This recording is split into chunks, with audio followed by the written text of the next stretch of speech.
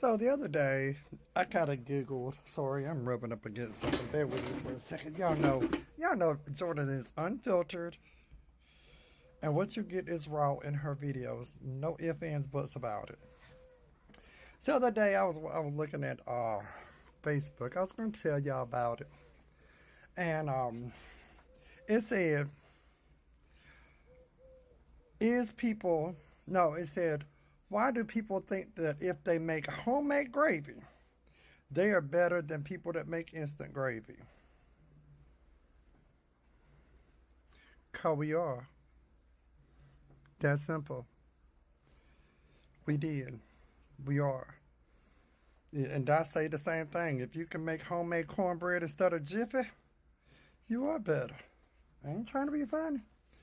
I ain't trying to be funny. Because I learned real quick at a young age how to make these things. And I make them just about every day. I know I make homemade cornbread every day. Gravy, about twice a week from scratch. I make garlic gravy. I make onion gravy. I can even make plain old gravy. I also can make KFC gravy from scratch. Because I learned how to do that.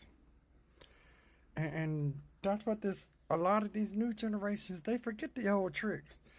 They forget how to, if you only got flour and egg, how to make a whole meal out of it. They don't know how to do that. We do. Us older generation, we know how to do things. I don't know what the young ones will do without us. I don't know. Sorry, I felt like I had something in my eye. I don't know what they would do without us. No offense to the younger generation. Some of them are smart as all get out and they know how to do all this. I ain't talking about all of them now.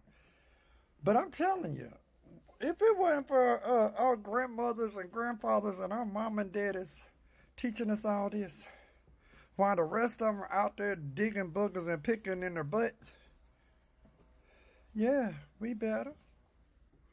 Yes, ma'am. We better. I will say, if you can make homemade gravy from some leftover grease and some flour and some spices, whatever you choose, whatever type of gravy you're making, and a little water or milk, you doing something. You is top notch. And I'm gonna tell you how you can tell a real cook from somebody that ain't no cook. When they can go to Red Lobster, just using Red Lobster as an example, and taste something. And if they don't go, this could be you. This could taste better if it had a little bit more garlic or a little bit of thyme or something in it. You know they ain't no real cook. They instant cooks. Y'all know what I mean by instant cook. Everything they make is instant. Just add water. But you take somebody like me, even when I go to Olive Garden, and I'm not a big Olive Garden person, I go every now and then. Some of this stuff is okay. If I taste it, I'm gonna be like, they should have added this and this and this and that. But of course, now I was a chef. That's the difference. I'm a trained chef. I was in New Orleans for a long time, cooking for 4 to 10,000 people daily. And I will be the first one to tell you, you give me a old country bumpkin mom and pop shop over any chain any day. I'm going to the mom and pop shop every day because they know how to cook. This other stuff, and like Olive Garden and all that, no offense to Olive Garden, like I said, they got some pretty okay stuff. I'm going to the mom and pop shop because they know how to cook.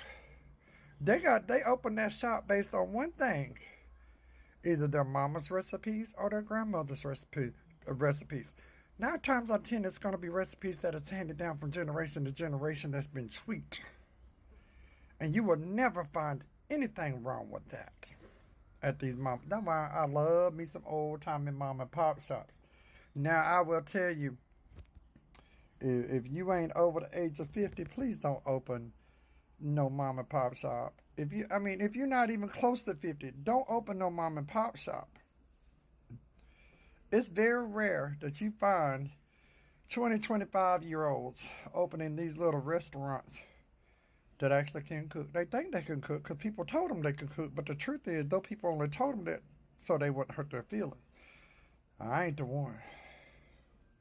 I'll be honest with you. I go to mom and pop shops when I see them, but I be watching the peoples, and I be listening to for that yes boss, because I know that's either the owner or the manager. And if that person is 20, 25 years old, I'm getting my happy-go-lucky tail out of there because that means nobody in there can cook. That's just how I am. I like them old 50, 60, 70-year-olds cooking for me. The ones that they've been through some hard times.